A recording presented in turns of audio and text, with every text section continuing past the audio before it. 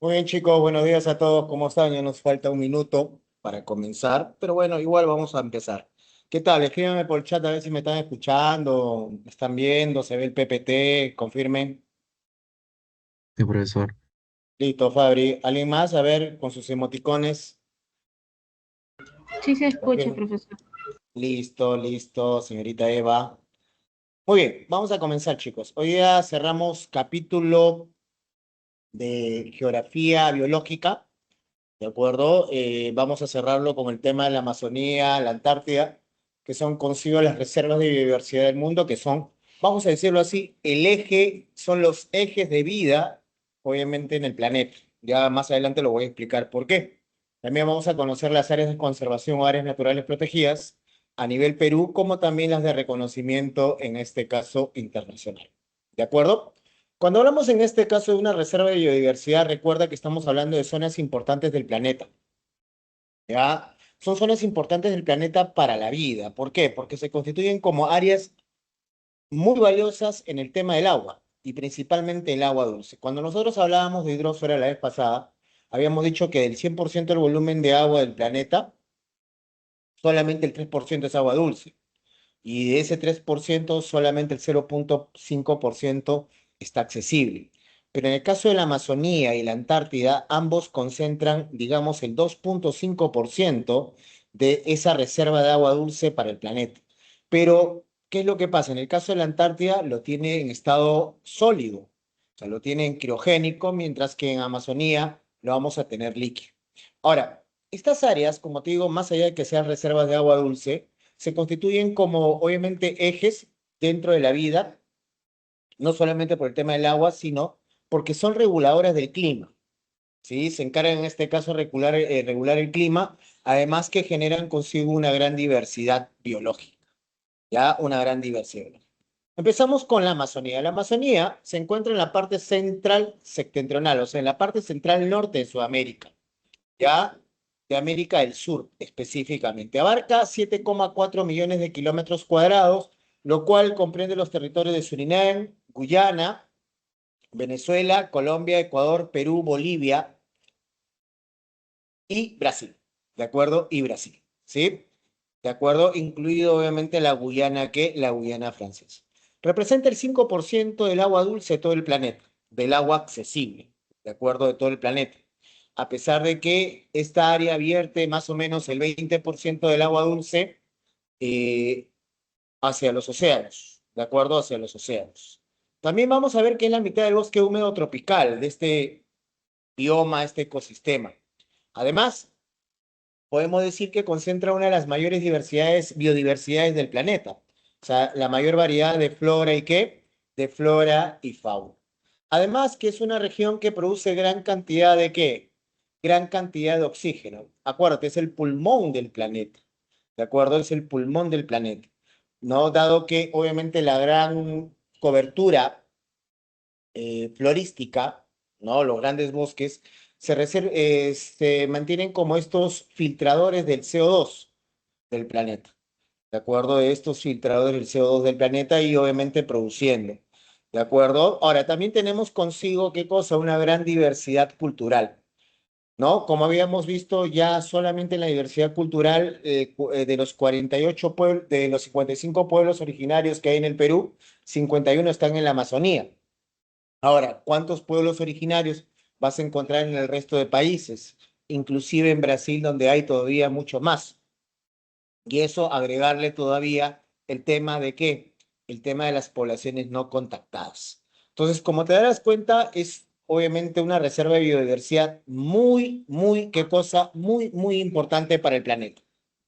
¿De acuerdo? No solamente por el tema de la flora y fauna, no solamente por el tema del agua, ¿de acuerdo? No solamente por el tema del agua, sino también por el tema de qué? Por el tema de la gran biodiversidad, así como también de la diversidad cultural, ¿de acuerdo? Entonces es, como te decía, el pulmón del planeta, es el eje, ¿no? Que gracias a esto se regula no solamente temperatura, sino hay producción de oxígeno. Pero ¿qué pasa? Obviamente esta Amazonía, como hemos estado viendo anteriormente con el bosque tropical, de acuerdo, como hemos estado hablando, obviamente el bosque tropical amazónico y otros bosques dentro de los distintos biomas, obviamente se ve amenazado principalmente por la expansión agrícola, por la expansión urbana, que obviamente genera consigo la expansión de qué, la expansión de lo que nosotros denominaríamos, ¿cómo te digo? De lo que nosotros denominaríamos el tema de que la expansión de lo que sería, obviamente, las industrias, las carreteras, que van mutilando poco a poco, obviamente, este territorio. Y eso que tampoco estamos agregando, bueno, lo vamos a agregar ahorita, el tema de la contaminación producto de la minería, ¿qué? De la minería ilegal. ¿No? De la minería ilegal. Entonces, prácticamente, y eso, los incendios forestales, o sea, hay varios, en este caso, factores que están contribuyendo a disminuir esta gran reserva de biodiversidad, que obviamente, como estás viendo, es un eje neurálgico en el planeta. Ahora, ante ello, en 1978, ¿qué pasa? Se firma el Tratado de Cooperación Amazónica. Los países miembros, los 8 países miembros, obviamente suscriben esto con un objetivo que sería consigo que, vamos a hallarnos en contexto. Estamos en los años 70, estamos todavía en medio de la Guerra Fría, en la disputa entre la Unión Soviética y obviamente Estados Unidos, y lo que va a suceder es lo siguiente que en esa disputa, de acuerdo, en esa disputa, obviamente el tema estratégico, el tema nuclear, el tema tecnológico, pero también estaba el tema del posicionamiento, de acuerdo, del posicionamiento. Entonces, muchos hablaba, la versión del otro lado, vamos a decirlo así, que Estados Unidos se quería apoderar de la Amazonía para apoderarse de los recursos y obviamente quedárselos.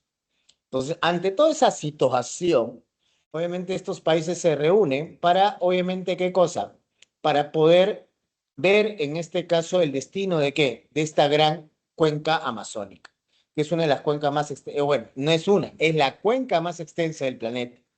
Ya has visto ahí la superficie de más de 7 millones de kilómetros, de más de 14 millones de kilómetros en este caso, disculpa, más de 7 millones de kilómetros cuadrados, más de 7 millones de kilómetros cuadrados.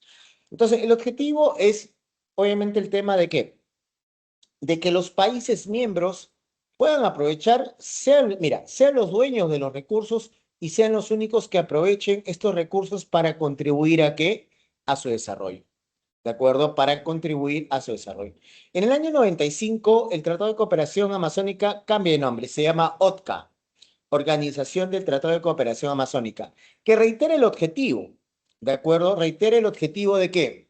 Reitera el objetivo, obviamente, del aprovechamiento de los recursos, de sus recursos por parte de los países que, por parte de los países miembros. Pero a esto le añadimos consigo un tema ya más ambiental, más sostenible. ¿De acuerdo? Sí. Entonces, como verás, la legislación lo que busca es el reconocimiento de los países de la cuenca amazónica y obviamente como dueños y únicos que aprovechen los recursos dentro de su territorio que les brinda la cuenca amazónica. Pero obviamente estamos agregándole consigo el tema de que sostenible, ¿no? El tema sostenible, ¿no? Entonces hace poco pues han reunido, ¿no? Y han estado viendo el tema de qué cosa, han estado en este caso viendo consigo el tema de qué, obviamente de cómo está la situación en este caso de la Amazonía, de acuerdo a cómo está la situación en este caso de la Amazonía. ¿Estamos claros hasta ahí o no, chicos? ¿Estamos claros? ¿Alguna pregunta, alguna duda sobre la Amazonía?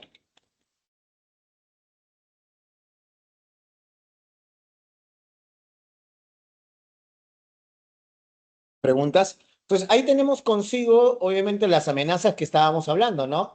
Prácticamente entre el año 85 y el año 2020, estamos hablando prácticamente de 35 años, se han depredado 75 millones de hectáreas de bosques, ¿no? Dentro de estas depredación de bosques, obviamente está el tema de las concesiones mineras, no solamente las legales, sino principalmente las ilegales, donde no solamente extraemos oro, sino también petróleo y gas, el aumento de hidroeléctricas, la construcción de carreteras, que tiene que ver con qué?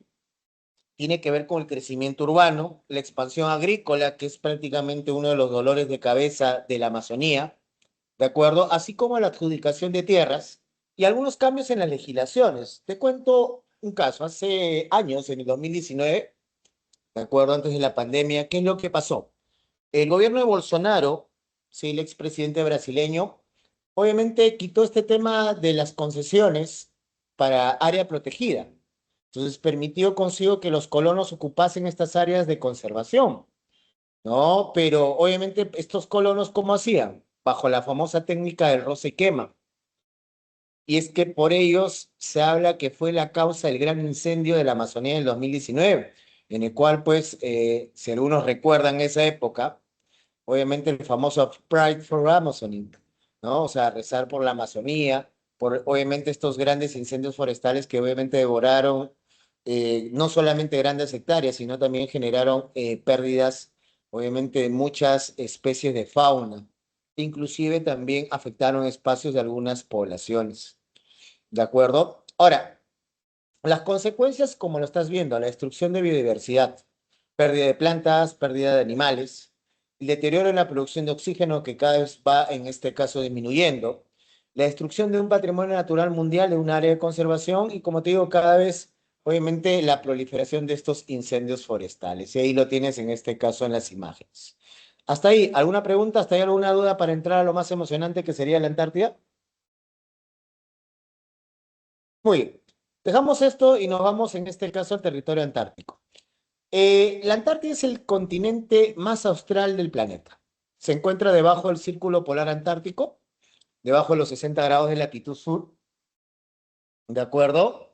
Ahí tú estás teniendo la imagen, prácticamente tiene una superficie de 13.200.000 kilómetros cuadrados, en lo cual, ¿qué es lo que pasa con la Antártida? Tiene tres apelativos. Primer apelativo, continente blanco, porque prácticamente el 98% del territorio antártico está cubierto de hielo, y eso que no estamos hablando del espesor de hielo que vamos a encontrar ahí, que más o menos oscila en unos 2.500 metros de espesor de hielo, ¿de acuerdo? Eh, También le vamos a llamar el continente de la paz, y esto lo vamos a tratar con el Tratado Antártico, ¿sí? Vamos a conversarlo con el Tratado Antártico, y le llamamos el continente pulsante porque como tú ves ahí en la imagen, ¿de acuerdo? Como tú estás viendo ahí en la imagen, ¿qué cosa va a pasar? Obviamente, este es el territorio antártico normalmente en el verano, llegando a medir una superficie de 13.200.000 kilómetros cuadrados. Cuando es invierno, esa superficie se llega a duplicar, ¿de acuerdo? Se llega en este caso a qué? A duplicar. Ya se llega en este caso a duplicar. Ya, obviamente por las bajas temperaturas, obviamente el territorio comienza a expandirse un poco más, llegando a ser prácticamente el doble. ¿De acuerdo? Entonces, eso es lo que pasa con la Antártida. Ahora, su clima, ¿qué es lo que sucede? Es un clima frío y muy seco, ¿de acuerdo? Más al interior del continente. Las temperaturas obviamente son bajo cero, estamos hablando de una temperatura promedio en la Antártida de 33 grados bajo cero, ¿de acuerdo? 33 grados bajo cero en promedio, en promedio. Obviamente en la zona de qué cosa, de ya de la península antártica, prácticamente la temperatura está en 0,4 grados centígrados y obviamente ya al interior puede llegar hasta 68 grados, aunque también dentro del territorio antártico se ha detectado el punto más frío del planeta, que se llama la estación Vostok, que registró en el año 83 89,2 grados bajo cero. ¿De acuerdo? 89,2 grados bajo cero. Ahora, obviamente la sensación de frío que vamos a tener en territorio antártico no solamente es por el tema de qué, no solamente es por el tema de las bajas temperaturas o su cercanía, en este caso, a su posición en el polo, sino también a esto súmale los fuertes vientos, vientos de 300 nudos. O sea, imagínate, tú que eres flaquito ahí en la Antártida, en el medio, terminarías volando en este caso como cometa. Además, el detalle de la Antártida y por el cual ya han apuntado la placa es el tema de que como tiene una atmósfera translúcida, obviamente se han comenzado a colocar consigo que han comenzado a colocar observatorios astronómicos, ¿no? Para poder en este caso visualizar mejor el espacio y dos, los observatorios climatológicos que nos levantan data muy importante, más que todo con este tema del cambio climático, ¿no? Con este tema del cambio climático. Ahora, ¿qué pasa con la Antártida? ¿Qué recursos tiene? Bueno, como te comentaba, del 100% del volumen de la Antártida, digamos que el 40%, el 30% es tierra firme, continente. el 70% restante es hielo, ¿de acuerdo? Hielo, que en superficie abarca más o menos, digámosle, ¿cuánto? Un 98% como te dije, y que prácticamente en espesor, ¿sí? En espesor estaríamos hablando de 2.500 metros de espesor, ¿sí? Ahora, todo ese gran bloque de hielo, como te decía, constituye el 2% del agua dulce total del planeta, ¿de acuerdo? Constituye el agua dulce del planeta, ¿de acuerdo? Ahora, en cuanto al tema de flora, lo que vamos a tener es que en la zona conocida como Nunatax con N, ¿qué pasa en los Nunatax? Es la zona no cubierta de hielo, es la zona que está en torno al permafrost, al suelo congelado. Ahí obviamente se da el desarrollo de qué cosa, de vegetación, ¿de acuerdo? Pero es una vegetación que tiene como particularidad, ¿qué cosa tiene como particularidad? Como particularidad es que son plantas esponjosas, ¿no? ¿De acuerdo? Que obviamente tienen consigo el tema de qué, tienen consigo el tema, obviamente, de esa característica para protegerse de las bajas temperaturas. ¿De acuerdo? En cuanto a la fauna, estamos hablando que hay una gran diversidad, ¿no? Dentro, obviamente, del territorio antártico vamos a encontrar pingüinos, mamíferos marinos, disculpa, los pingüinos principalmente, y otras aves como el cormorán, ¿qué cosa? Como el cormorán antártico, la gaviota, el albatros, ¿de acuerdo? Pero ya en la zona acuática, ¿no? Vamos a encontrar desde mamíferos, vamos a encontrar orcas, vamos a encontrar la ballena azul, que es el mamífero más grande del mundo, 60 metros de largo, vamos a encontrar focas, morsas, pero también vamos a encontrar dentro de sus aguas lo que sería el tema del krill. El krill, como lo estás viendo ahí en la imagen, ¿qué cosa es el krill? El krill antártico, como ves ahí en este caso en la imagen, ¿de acuerdo? Como ves ahí en la imagen, el krill antártico es, como te digo, como un langostinito, como estás viendo ahí, un cangrejito ahí, langostinito, disculpa, un camaroncito, que tiene 5 centímetros de largo, ¿sí? Es importante dentro de la cadena alimenticia, como verás, es el eje junto con el fitoplancton, y en el cual este krill tiene una propiedad, por el cual se le denominó el alimento del futuro. ¿Y cuál era la propiedad? El alto contenido proteico. ¿De acuerdo? El alto contenido proteico. O sea, en vez que estés ahí en tu carretilla empujándote tu maja con quinoa, con tus 2 panes con torreja, te comes consigo, ¿qué cosa? Un krill y con eso tienes pila para todo el día. Ahora, el consumo del krill no es que yo chapo y me lo meto a la boca de frente, no. Tenemos que dejar remojándolo unos 2 días para que pueda quitarse el fósforo. Y ahí recién ya podemos hacerlo ceviche, tiradito, lo que tú quieras, ¿de acuerdo? Para consumirlo y como te digo, ya con eso, con un krill nomás basta para tener energía para todo, ¿qué cosa? Todo el día. ¿De acuerdo? Obviamente no se explota porque, como te digo, es un área intangible y es uno de los alimentos principalmente para, obviamente, los grandes mamíferos como la orca o, en este caso, tenemos la ballena azul. Ahora, ese es en cuanto, vamos a decirlo así, a biodiversidad, pero en el caso de lo que sería minerales, ahí sí, obviamente, tenemos que tener especialmente observación. ¿Por qué? Hay reservas de hidrocarburos, reservas de hierro y otra serie más de minerales. Por lo cual, muchos países le han apuntado a la placa. ¿Ya? Muchos países le apuntaron la placa, apuntaron. ¿Por qué? Por ser una gran reserva de recursos, obviamente pues los recursos tienen demanda, entonces comienza el problema de las reclamaciones. La Antártida recién, vamos a decirlo, o sea, si nosotros vemos históricamente, y ahora lo vamos a ver en un video, ¿de acuerdo? La Antártida recién se empieza a hablar de ella, pues, en el siglo XVIII, ¿no? Aunque se habla que ya antes se podía observar, gracias obviamente a marinos japoneses que cuando circunnavegaban en la búsqueda de ballenas para asesinar, obviamente recorrían este continente. También tenemos en este caso, como te decía, en el siglo XVIII los viajes del pirata Cook, ¿no? De acuerdo, que también, como te decía, hablaba de este continente de hielo, ¿de acuerdo? Y posteriormente, como te digo, ya a finales del siglo XIX, cuando empieza un boom de las grandes exploraciones, hasta inicio del siglo XX, es que ya, nuevamente reitero este término, la punta en la placa, y comienzan disculpa, las primeras, en este caso, exploraciones.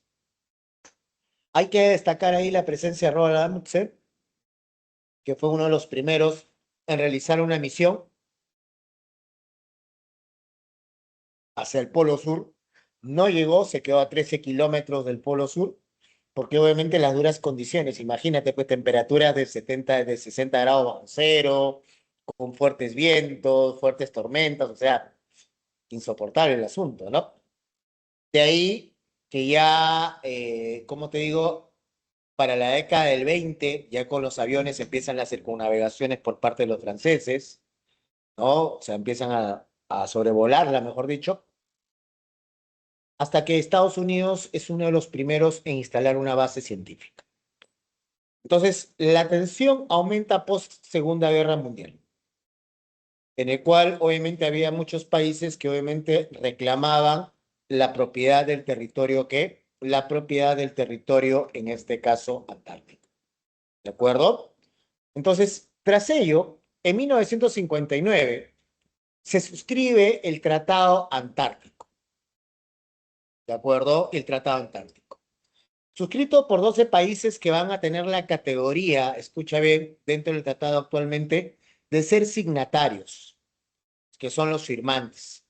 Ahora, todos estos países de una u otra manera están vinculados a la Antártida, sea por cuestiones geográficas, por cuestiones exploratorias, ¿de acuerdo?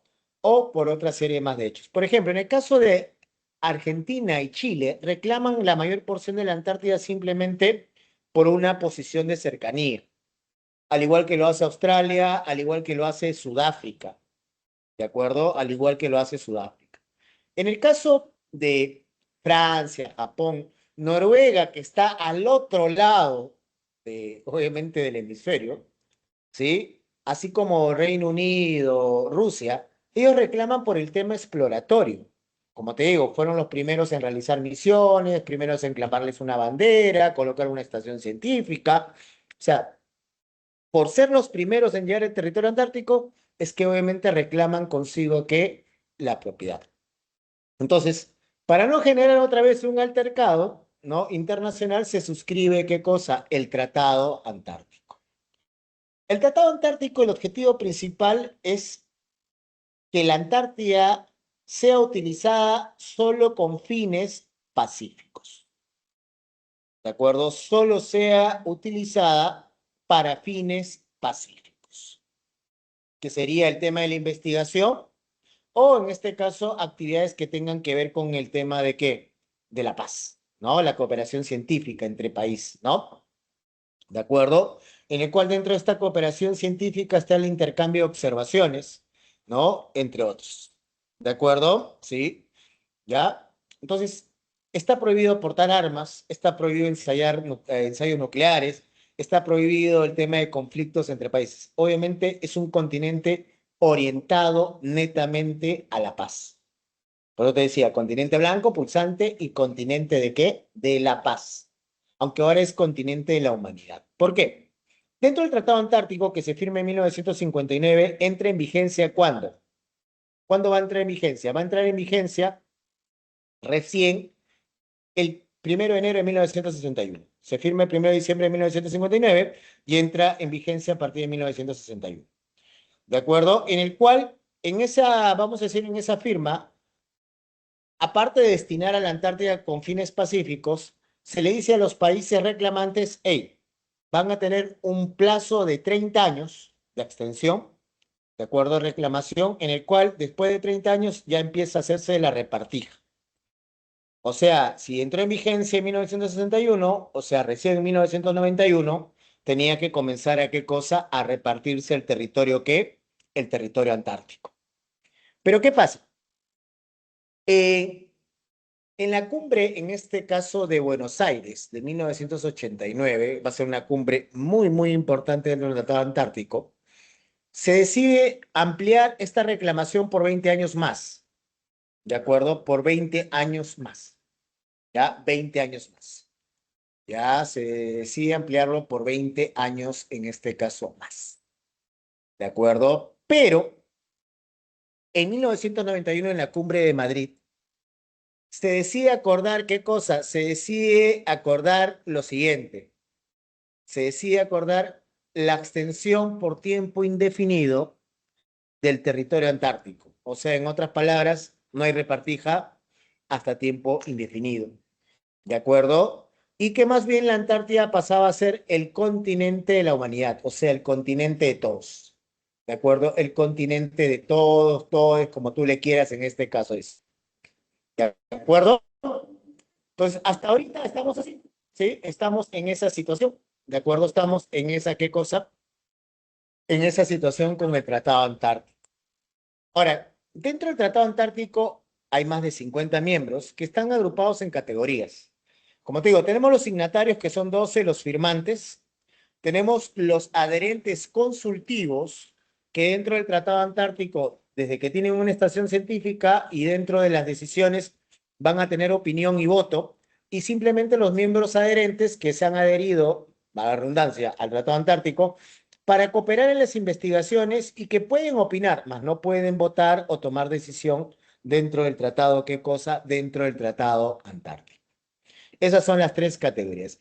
Y si tú ves ahí, hay una banderita particular. ¿De quién es? ¿Esa banderita de quién es?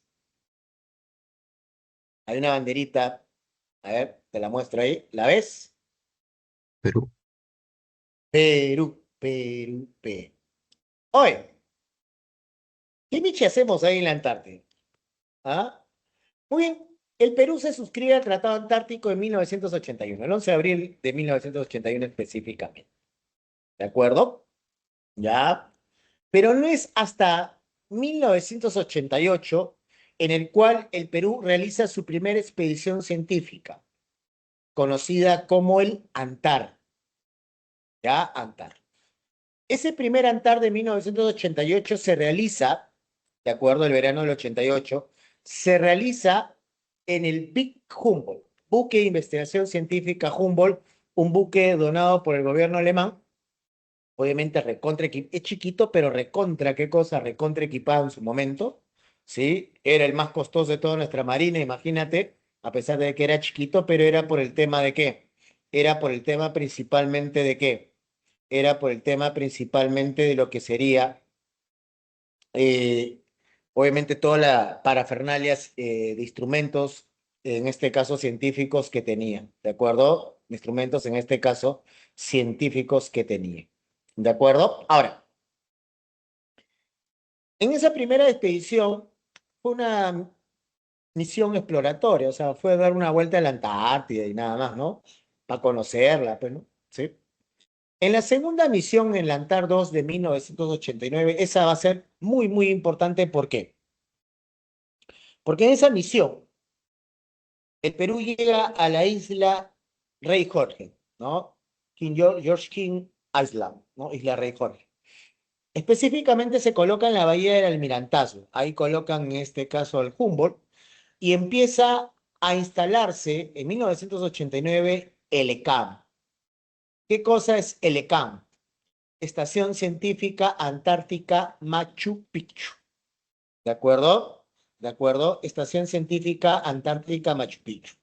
¿No? ¿De acuerdo? Estación Científica Antártica, ¿qué cosa? Estación Científica Antártica Machu Picchu. ¿De acuerdo? ¿Sí? ¿De acuerdo?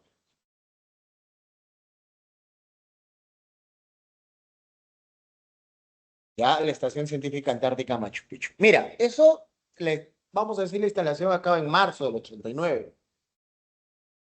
Pero ¿qué pasa? En ese mismo 1989 en Buenos Aires, ¿qué es lo que vamos a tener? ¿De acuerdo? ¿Qué cosa es lo que vamos a tener?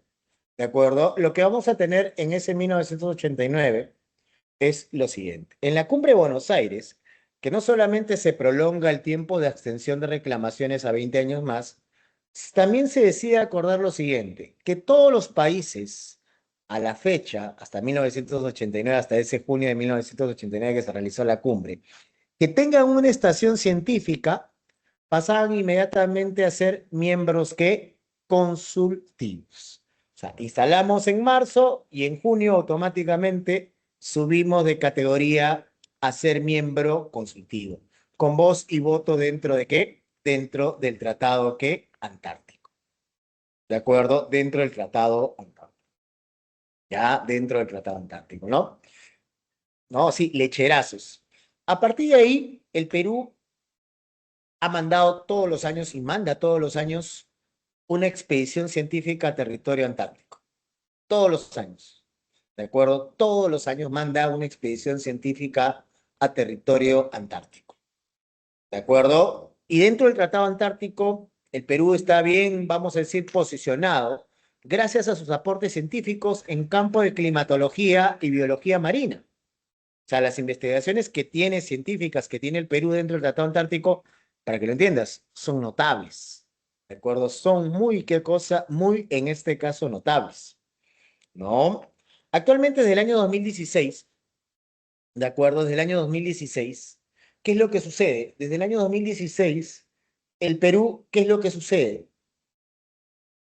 Manda de baja al Big Humboldt, buque de investigación científica Humboldt, y asume, obviamente, el transporte de toda la misión científica ANTAR, que ya va por el 30-31, lo asigna al BAC Carrasco, buque de la Armada Peruana Carrasco, que es un buque oceanográfico que tiene helipuerto y que obviamente es el que ahora lleva todo el personal de la Marina de Guerra y otra serie más de científicos, otras instituciones, a territorio ¿qué? A territorio antártico. ¿De acuerdo? A territorio, en este caso, antártico. Y esa es nuestra presencia. Ahora dirás, ¿y por qué todos los años? O sea, ¿qué ganamos? Bueno, el Perú tiene una reclamación territorial. O sea, también está buscando su pedazo en territorio antártico. Un pedazo de 1 millón de kilómetros cuadrados aproximadamente, que el Perú anhela, ¿no? Anhela algún día, obviamente, ¿qué cosa? Anhela algún día, obviamente se le entregue, ¿no? Por eso que obviamente digamos que la presencia en este caso constante, ¿no? La presencia constante dentro del territorio, ¿qué? Dentro del territorio antártico. ¿Estamos claros hasta ahí o no, chicos? ¿Estamos claros? ¿Alguna pregunta, alguna duda? ¿Sí? ¿Alguna pregunta, alguna duda respecto al Perú y al tratado, en este caso antártico, chicos? ¿Alguna pregunta, alguna duda?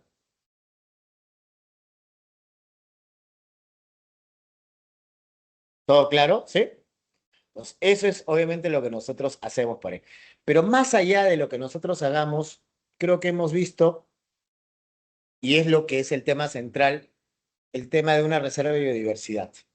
Y como te dije, es un eje climático. ¿Por qué? Si la Antártida se derritiera, aumentaría el nivel de las aguas y aumentaría las temperaturas de qué? Del planeta. Para que me entiendas, si tú sabes un poco de mecánica, no sé si habrás oído hablar del radiador. El radiador es una parte, ya casi los autos modernos no lo tienen, ¿de acuerdo? Que lo que hacía era mantener frío el motor, o sea, que no se sobrecaliente y así se funda. Esa es la función que tiene la Antártida en el planeta. Evita que la Tierra se sobrecaliente y se funda. ¿De acuerdo? Por eso hay que tener bastante cuidado con la Antártida. Obviamente los efectos que más vemos en la Antártida son el efecto del cambio climático por el derretimiento cada vez de la superficie. Y dos, obviamente el tema de qué, del agujero de la capa de ozono, que también lo habíamos mencionado hace semanas, indicando que ahí obviamente se encontraba qué cosa se encontraba posicionado. ¿Estamos claros hasta ahí o no, chicos? ¿Estamos de acuerdo o no? ¿Sí? ¿Videíto? Vamos Sí, con un profe. videíto. Vamos con un videíto, mano. Un videíto más, ¿sí? Vamos a ver un videíto más, ¿de acuerdo? Sobre, en este caso, la Antártida, pero obviamente de parte de nosotros, ¿no? Este es obviamente un video del año, en este caso, 2022, que obviamente conmemora los 33 años de la presencia del Perú, obviamente en territorio, ¿qué cosa? En territorio antártico, ¿no? Es un video, en este caso, de nuestra querida Marina de Guerra, ¿sí? De nuestra querida Marina de Guerra del Perú.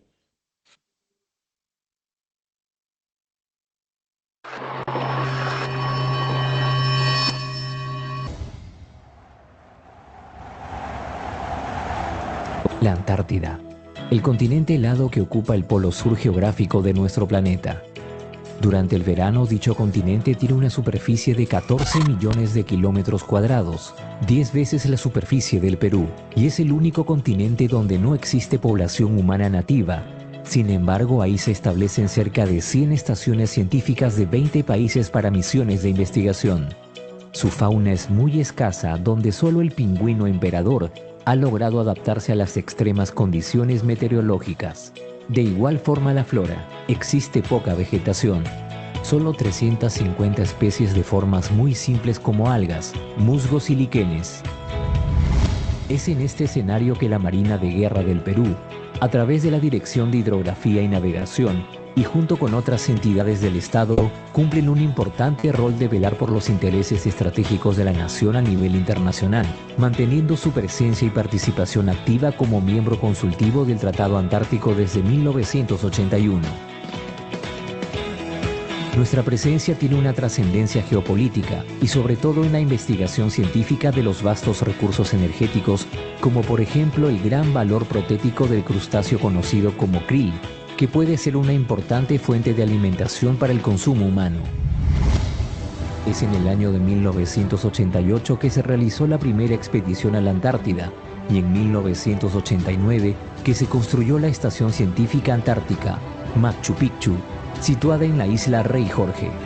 Desde entonces se han desarrollado 27 campañas antárticas, 13 de ellas a bordo del buque de investigación científica Big Humboldt, una nave equipada con laboratorios e instrumentos de última tecnología donde se realizaron importantes estudios e investigaciones relacionadas al medio ambiente, hidrografía, cartografía, oceanografía, física y química, e investigaciones sobre la biodiversidad existente en los diversos parajes antárticos donde el Humboldt operó.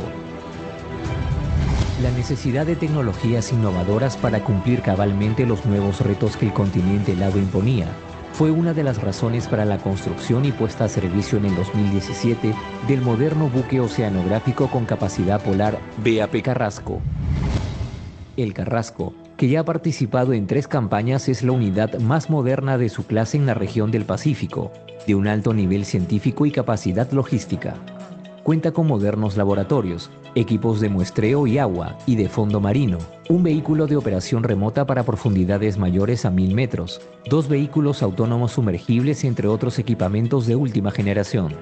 Una unidad muy versátil que además de sus capacidades para las campañas antárticas e investigaciones oceanográficas en nuestro dominio marítimo, es muy útil para operaciones de rescate y humanitarias. Es nuestra misión desarrollar investigaciones que sean de utilidad para la comunidad científica internacional y con un prioritario interés para el país, consolidando además nuestras estrategias geopolíticas relacionadas a este continente. Todo ello a través de consolidar la presencia activa y permanente de nuestro Perú en Antártida, manteniendo la región como zona de paz, escenario de únicamente investigaciones relacionadas con la ciencia y reserva natural del planeta. Dirección de Hidrografía y Navegación de la Marina. Marina de Guerra del Perú.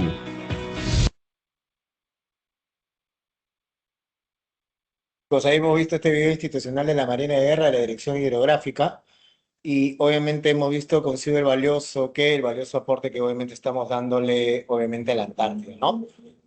Hubieron proyectos para que la estación Machu Picchu se vuelva permanente, pero solamente tiene carácter temporal. O sea, tiene presencia de científicos por 6 meses.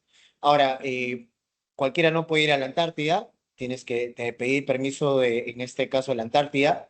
Dentro del Ministerio de Relaciones Exteriores está el INAMPE, el Instituto de Asuntos Antárticos, el cual obviamente informa al Tratado Antártico todo el grupo de científicos, periodistas, porque todos los años manda, en este caso como relaciones públicas, a noticieros para que vayan, en este caso, a la Antártida, obviamente a explorarla y obviamente informarle a la población de lo que estamos haciendo ahí en el territorio, en este caso antártico. Ahora, si tú quieres ir, te lo cuento por experiencia propia, yo tuve la oportunidad de viajar a Ushuaia, al extremo sur del planeta, y obviamente fui, ¿no? Entonces, sonceando por ahí, pregunté, ¿no? Y obviamente el viaje me salía como $5000, ¿no? Que era un crucero de una semana, ¿no? En el cual eran 3 días, de acuerdo, 3 días viaje hacia la península antártica. Bajabas un día, lateabas ahí por la Antártida, conversabas con los pingüinos, ¿no?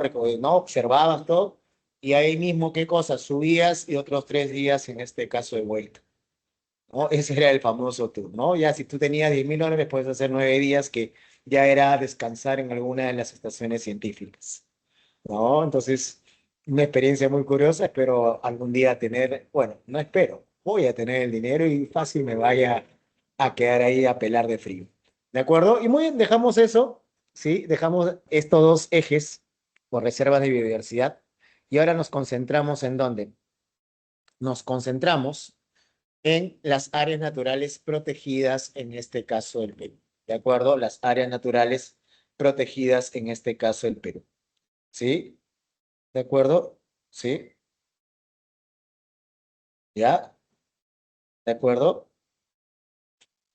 ¿Ya? ¿Qué cosas son las áreas naturales protegidas del Perú? Mira, en la Constitución Política del Perú, en el artículo 67, reconoce que obviamente somos un país diverso, ¿sí? Y que es obligación del Estado peruano conservar y proteger, obviamente, esta biodiversidad en áreas naturales protegidas, esta gran diversidad natural. Entonces, hay que entender que las áreas naturales protegidas son espacios continentales, marinos del territorio nacional, establecidos y protegidos legalmente por el Estado, que actualmente representan el 17,62% del territorio nacional.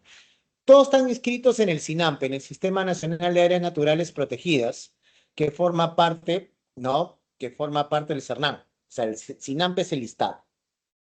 El CERNAM es la organización, ¿de acuerdo? ¿Ya? De acuerdo, es la organización que obviamente dirige y establece los criterios técnicos y administrativos de estas áreas naturales protegidas. ¿De acuerdo? En la actualidad tenemos 76 áreas naturales protegidas por el Estado. ¿De acuerdo? Ahora, hay 32 áreas de conservación regional. O sea, ¿qué quiere decir? Que las regiones tienen espacios donde conservan su biodiversidad. Y 139 de carácter, ¿qué cosa? Privado. ¿De acuerdo? Para que me entiendas. Si hay una especie de flora, fauna, un paisaje relevante, que obviamente el Estado reconoce como tal, ahí creas tu área natural protegida. Pero si en la región es exclusiva, es única, peculiar, el gobierno regional puede sitiar esa zona y conservarla y generar un área natural protegida de conservación regional. Igual los privados. Imagina que tienes tu hacienda, Fabricio tiene su hacienda de 100 hectáreas. ¿Y qué pasa? Dentro de su hacienda hay un bicho que es único, ¿de acuerdo? Que es único. Entonces, obviamente, él podría tranquilamente, como es suyo, desaparecerlo, pero le entra pues la conciencia que, le entra la conciencia ecológica, y pues dice, ya, pues sabes una cosa, yo lo voy a cuidar, ¿no? Que se propague, que se desarrolle, vamos a aplicar todos los métodos de control, etcétera, etcétera, ¿no? Y se crea esta área de conservación privada. ¿De acuerdo? ¿Sí? Ahora, hay tipos de áreas naturales protegidas. Tengo la de uso directo, ¿de acuerdo? Las de uso, en este caso, directo, también conocida como ¿qué? Las de uso directo o de carácter indirecto, disculpa, o de carácter intangible, en el cual está prohibido aprovechar el recurso natural, está prohibido los asentamientos humanos. Y estos son los parques nacionales, los santuarios nacionales y los santuarios históricos. Y de uso directo son los de carácter tangible, en el cual el Estado, recuerda, es el único encargado de aprovechar los recursos. Ahora, es el único encargado en el cual lo puede aprovechar de manera directa o de manera indirecta, entregando concesiones. ¿De acuerdo? Y ahí en esa categoría están las reservas nacionales. Hoy día vamos a hablar solamente de parques nacionales, santuarios nacionales y reservas nacionales. Pero también tenemos los refugios de vida silvestre, que se encargan de conservar una especie determinada de fauna. Las reservas paisajísticas, que protege obviamente todo, ¿qué cosa? Todo un entorno. Las reservas comunales, que más que proteger a la población originaria de la zona, lo que busca proteger es el ecosistema que está en torno a esta población. Los bosques de protección, que son específicamente flora, los cotos de caza, que son espacios, digamos así, determinados para el tema de qué, de la casa deportiva, obviamente bajo ciertas regulaciones, y las zonas reservadas que son, como te digo, espacios de transición. ¿Por qué transición? Cuando queremos, en este caso, proteger una especie de flora, fauna o paisajística, lo que hacemos primero, ¿qué cosa es? Sitiarla. La sitiamos y se vuelve una zona reservada en la cual se hacen todos los estudios técnicos. ¿Para qué? Para luego ver dónde la derivamos. Si lo volvemos parque, si lo volvemos santuario, si lo volvemos una reserva paisajística, entre otros. ¿Está claro hasta ahí todo? ¿Sí? ¿Está claro? Confirmen. ¿Está claro o no? Confirmen, confirmen. Sí, profe.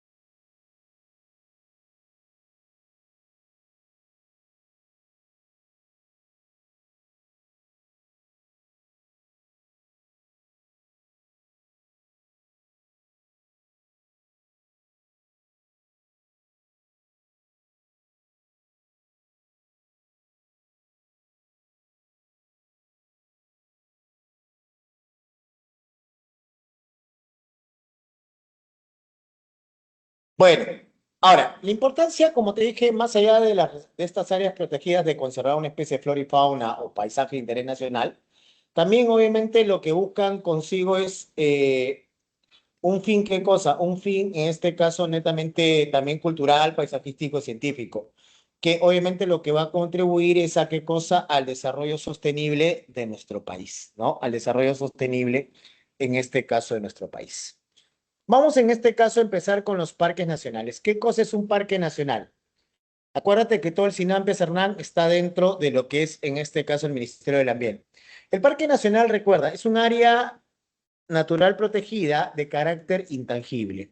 O sea, está prohibido aprovechar el recurso, está prohibido ocuparlo.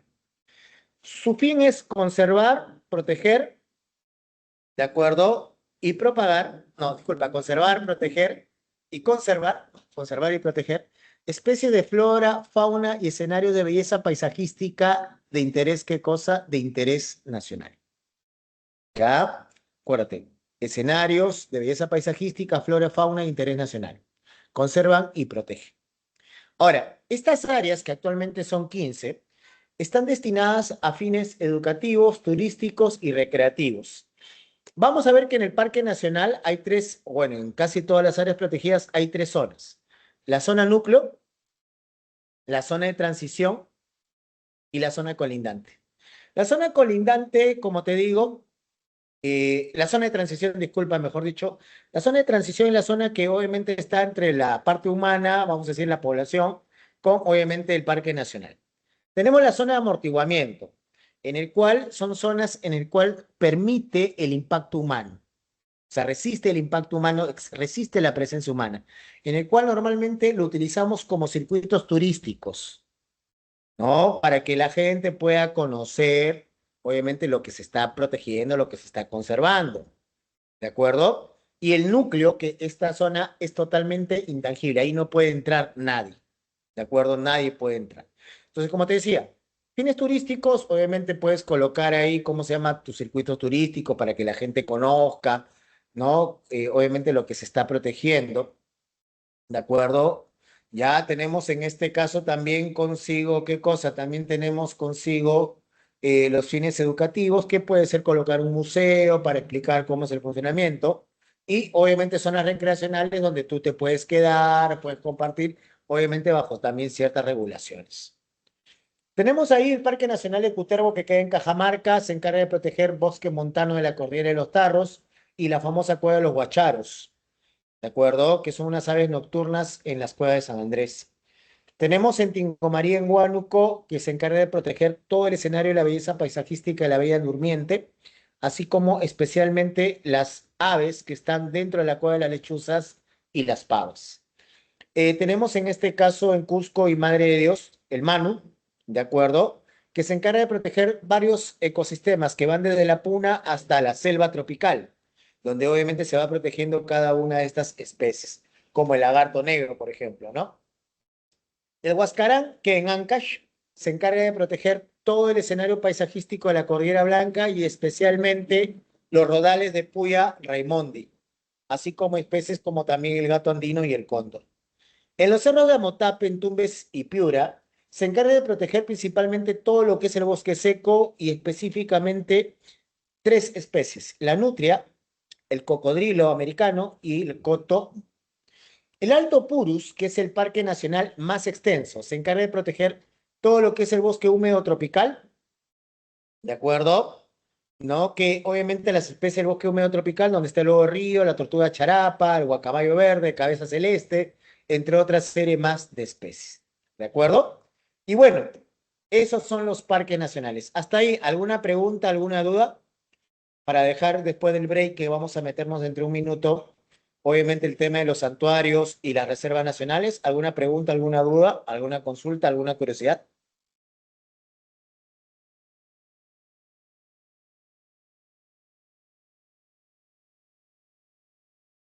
¿Todo está claro? ¿Sí? ¿Todo está claro? ¿Alguna pregunta, alguna duda? Gracias, Xiomarita. Gracias, Todo claro. gracias. Gracias, Fabri, como siempre. Gracias, Alexia. Bueno, chicos, creo que ya nos queda pocos segundos. Después del break vamos a ver lo que son santuarios nacionales, las reservas nacionales y las áreas de relevancia o de diversidad y de relevancia internacional, para luego entrar al capítulo de cívica y comenzar a rajar del Congreso. ¿De acuerdo, chicos? Entonces, aprovechen ir a Ñoba, a refrescarse, a comer algo y nos vemos dentro de 15 minutos.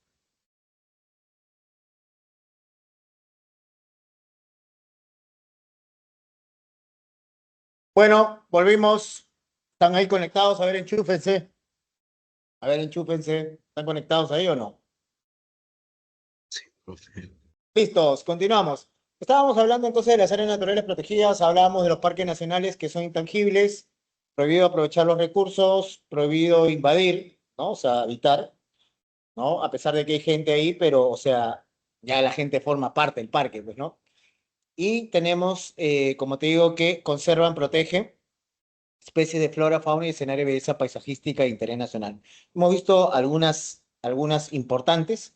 Dentro de Cutervo, por ejemplo, fue la primera área natural protegida en ser creada, se creó en 1959, un año después que se creó la primera área natural protegida del mundo, que fue el Parque Yellowstone en Estados Unidos. No sé si ustedes han llegado a ver en este caso el oso yogi, ya, más o menos para que puedan en este caso calzarlo. Ya. Y bueno, ¿qué más? ¿Qué más tenemos? Bueno, tenemos que ver los santuarios nacionales. En caso de los santuarios nacionales son parecidos a los parques, ¿de acuerdo? En el cual también son intangibles, se protege flora, fauna, ecosistemas, paisajes de interés nacional, pero acá no es el interés nacional como en el parque, sino acá es interés científico, de interés científico, ¿de acuerdo? De interés científico. También está prohibido aprovechar los recursos, está prohibido asentar asentamientos humanos. En la actualidad son 9 santuarios nacionales y dentro de los fines que se le da a los santuarios, aparte de la investigación, recientemente se le ha asignado el tema de turismo, pero bajo ciertas condiciones. O sea, que genere el menor impacto posible. Mayormente los hospedajes que se tienen dentro de los santuarios, ¿ya? O los circuitos tienen que estar, ¿qué cosa? Tienen que estar lo menos que generen el menor impacto en este caso posible. En la actualidad son 9 santuarios nacionales. Tenemos, por ejemplo, Guayay en Pasco, que se encarga de proteger todo el bosque rocoso de Guayay, y obviamente el bosque Queñual. Calipuy en La Libertad, que se encarga de proteger los redales de Puya Raimondi. Ampay, ¿dónde está Ampay? En Apurímac, que se encarga de proteger al intimpa o romerillo, que es una flora endémica, o sea, propia de la zona, y que es la única conífera Made in Perú. Los manglares de Tumbes, que se encarga de proteger obviamente a los manglares y todo el ecosistema en sí, donde vas a proteger langostinos, conchas negras, el cocodrilo americano y el oso manglero. Megantoni en Cusco, que está protegiendo obviamente todos los bosques en torno al Pongo de Mainique, así como parte de la población matziguenga. Y la laguna de Mejía, de acuerdo, en Arequipa, que se encarga de proteger las lagunas mismas, de acuerdo, que son hábitats de especies tanto residentes como migratorias. En el caso de las reservas nacionales, estamos hablando que es un área tangible. ¿Se puede aprovechar el recurso? Sí. ¿de acuerdo? Pero ¿quién lo puede aprovechar? Ya te dije, el Estado. ¿Lo hace de manera directa o de manera indirecta? A través de concesiones. Ahora, lo que hace un parque, una reserva nacional es conservar, proteger y propagar especies de flora y fauna de interés nacional. ¿De acuerdo? Ya, flora y fauna de interés nacional. Obviamente dentro de una reserva vamos a tener estudios que obviamente van a ir, como te digo, regulando el tema de la población y en el cual lo único que se puede, como te digo, explotar, sacar, es el excedente. Por eso, como te digo, el Estado es el único que obviamente se encarga de ese manejo. ¿De acuerdo? Actualmente tenemos 15 reservas nacionales, donde tenemos Lanchay, donde se protege todo el ecosistema de loma, toda la flora y fauna de las lomas. Tambopata en Madre de Dios, donde se encarga de proteger, obviamente, flora y fauna, en este caso de lo que sería, obviamente, los ríos, ¿no? Ahí, por ejemplo, tenemos la Pacarán, este roedor gigante. Pampas Galeras, que se encarga de proteger específicamente a la vicuña, ¿sí? A la vicuña y a la taruca, que es en este caso el venado andino. Paracas, que se encarga de proteger todo el ecosistema de las aves guaneras, ¿no? Principalmente las aves guaneras, así como, obviamente, peces de, digámosle así, del mar frío o el mar de la corriente peruana. Salinas de Aguada Blanca, que se encarga de proteger en este caso el bosque queñual y obviamente específicamente a la taruca. Y la dorsal de Nazca, que fue uno de los recientes en ser creado, se encarga de proteger todo lo que sería consigo, ¿qué cosa? Todas las especies de qué? Todas las especies, en este caso, de fauna, ¿no? De fauna de mar frío, ¿no? Especies como el perico, el bonito, el jurel, entre otras series más de especies. Y vamos en este caso a ver la última recién creada, ¿de acuerdo? Que fue en este caso la Reserva Nacional del Mar Tropical de Grau, que se encuentra en donde se encuentra entre Tumbes y Piura, ¿no? Se encuentra ahí justo en la zona de qué cosa, en la zona que obviamente se mezcla consigo el agua de mar de la corriente peruana y la corriente del Niño, ¿no? En donde vamos a encontrar 4 sectores como obviamente la isla de Isla Foca, Cabo Blanco, el Ñuro, los arrecifes de Punta Sal y el Banco de Máncora, ¿no? Que obviamente son zonas específicas, como te digo, que se encargan de proteger específicamente que, obviamente, las especies de fauna, ¿no? Lo cual con esta última se descendería a 77 áreas naturales protegidas. ¿Qué cosa es una reserva de biosfera? La reserva de biosfera son áreas geográficas representativas que van a proteger no solamente la biodiversidad, sino que al interior albergan comunidades humanas. Como te digo, es una área de conservación de ecosistemas, de variación genética, va a fomentar el desarrollo económico y humano sostenible y va a servir de ejemplo de educación, capacitación, obviamente en cuestiones de manejo, obviamente del ecosistema y de desarrollo y de desarrollo en este caso sostenible. ¿De acuerdo? Ahora, cuando te hablaba yo del Parque Nacional, por ejemplo, tenemos las 3 zonas. Tengo la zona de transición, como te dije, esta zona que está alrededor, pues, de la zona de presencia humana. La zona buffer o de amortiguamiento. ¿Qué es lo que hace en este caso la zona buffer?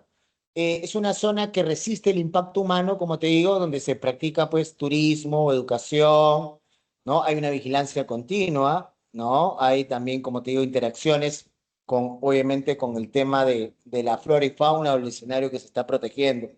Y la zona núcleo, que es totalmente intangible. Ahí solamente pueden entrar los guardaparques o los guardabosques, obviamente hacer monitoreo, pero es así, donde prácticamente en esa zona núcleo la especie tanto de flora y fauna, ahí, como se dice, está interactuando sin presencia humana prácticamente. En el Perú tiene 7 reservas de biosfera, que combina mucho el tema de los parques nacionales. Por ejemplo, el noroeste, que combina el Cerro de Motape con los manglares de Tumbes, el Gran Pajatén en San Martín, Huascarán, el Parque Nacional de Huascarán en Ancash, Oxapampa, Xaninca y Anecha, que está en Junín, y Pasco, Aviver y Brain, que también está en Pasco, está más bien al sur, está entre, ¿cómo se llama? Está en Junín, ¿sí? Con Ayacucho, ¿de acuerdo? El bosque de neblina de la selva central, que ya esto abarca la zona de San Martín, y por último tenemos el Manu, que está en Madre de Dios. Como te darás cuenta, no solamente se encarga de proteger la flora y fauna, sino trata de que las poblaciones que están ahí, obviamente, sigan coexistiendo, ¿no? Con esto, ¿no? Mediante, obviamente, una explotación sostenible. El patrimonio natural mundial, como te dije, son en este caso lugares de la Tierra que van a tener un valor, ¿qué cosa? Un valor excepcional. O sea, así como el patrimonio cultural de la humanidad, como habíamos hablado, el patrimonio natural mundial son áreas que van a buscar trascender más allá de las fronteras. ¿De acuerdo? Hay una convención de patrimonio que agrupa 190 países en el cual estos sitios van a gozar de ¿qué? Asistencia técnica y económica. El Perú cuenta con dos de estos patrimonios naturales mundiales, que es el Parque Nacional del Huascarán y el Parque Nacional del Manu. ¿De acuerdo? Otro en Sudamérica muy conocido, en este caso el Parque Nacional del Iguazú, ¿no? En América del Norte tú tienes el Gran Cañón, ¿de acuerdo? Que como te digo, se busca, como te digo, proteger, se le da asistencia técnica, también se le da un fondo en el cual si el área se ve amenazada, inmediatamente se procede a qué cosa, al retiro de esto. Y con eso terminamos geografía. Hasta ahí, preguntas, dudas, curiosidades, chicos. ¿Alguna pregunta, alguna duda, alguna curiosidad que tengas por ahí? ¿Alguna pregunta, alguna duda, alguna curiosidad? ¿Alguna pregunta, alguna duda, alguna curiosidad que tengas?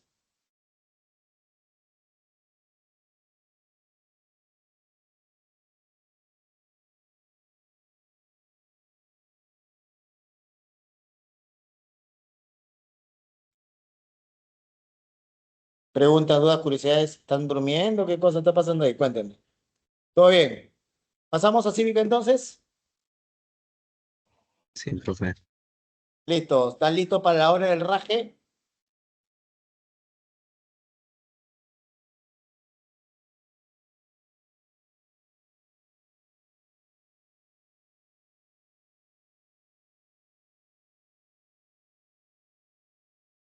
¿Qué no descargas?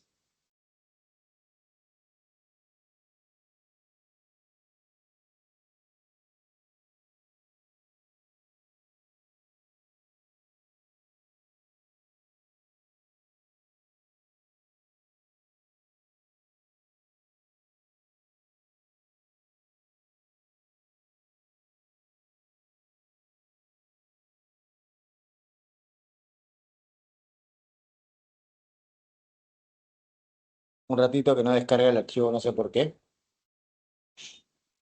Ay, ya. Ay, ay, ay, ay, ay.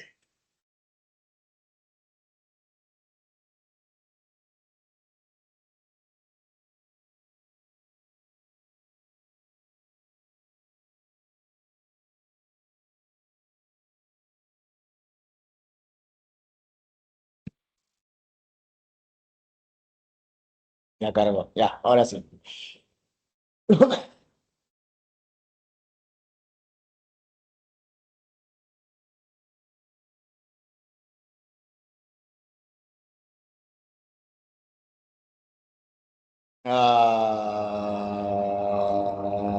Ya, ok, Jennifer, gracias, Xiomara y Margarita.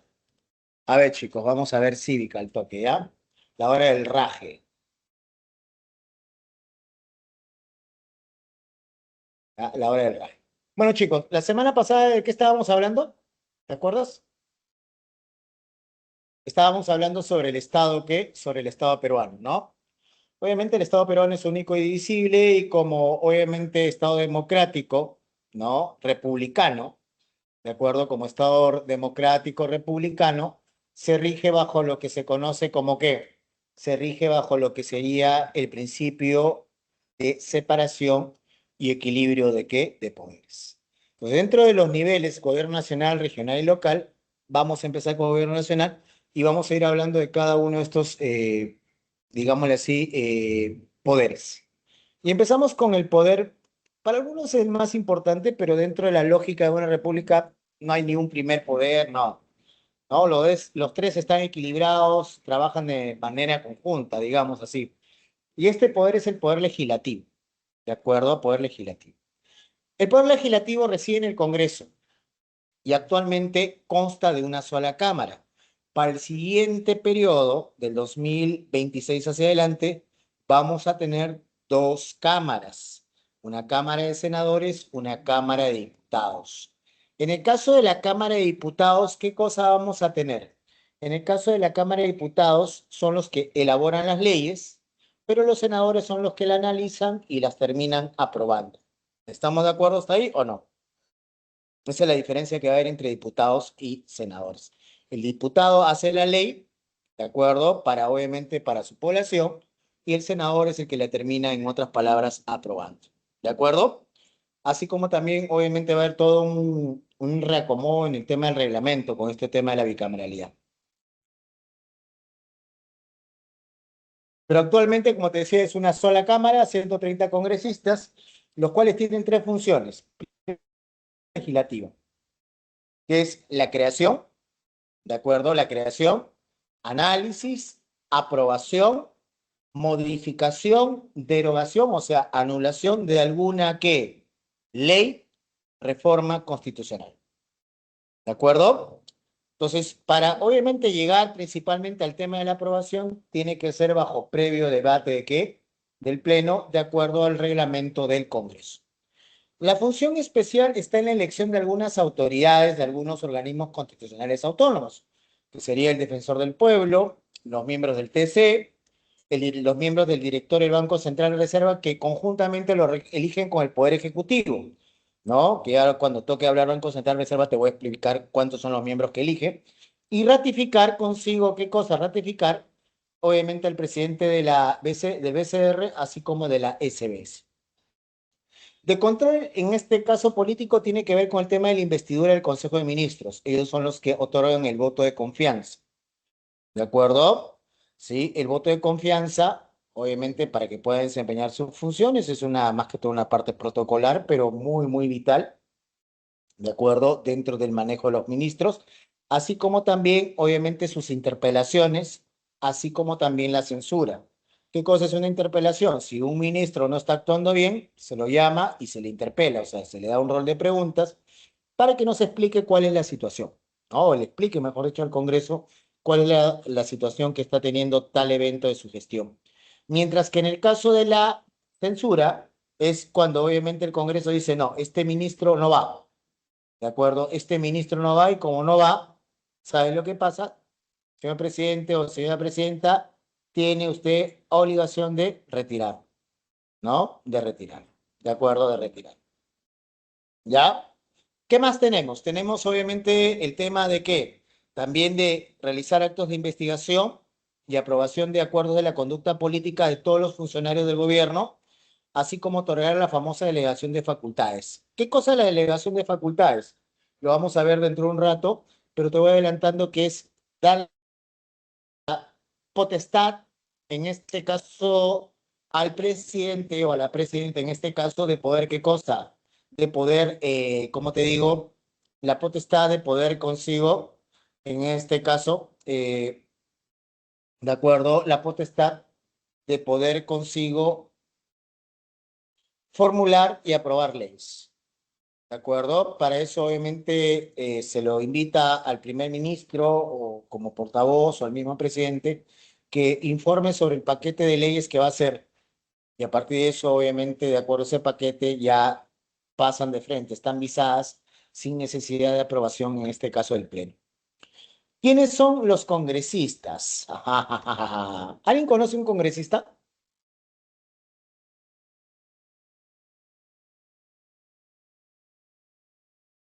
¿Alguien conoce un congresista? ¿Saben para qué sirve? Bueno, rajemos. Los congresistas son obviamente los representantes de la población, los representantes de la nación. El requisito para ser congresista es, 1, ser peruano de nacimiento; 2, haber cumplido 25 años; y 3, gozar del derecho de sufragio. ¿No hay más requisitos? No. ¿Debe haber? Tampoco. Ya, tampoco. Dirás, profe, pero se elige a cada sinvergüenza, se elige a cada analfabeto. Eso todos estamos de acuerdo. Ya, todos estamos de acuerdo. ¿Que debería ponerse más requisitos? Todos estamos de acuerdo.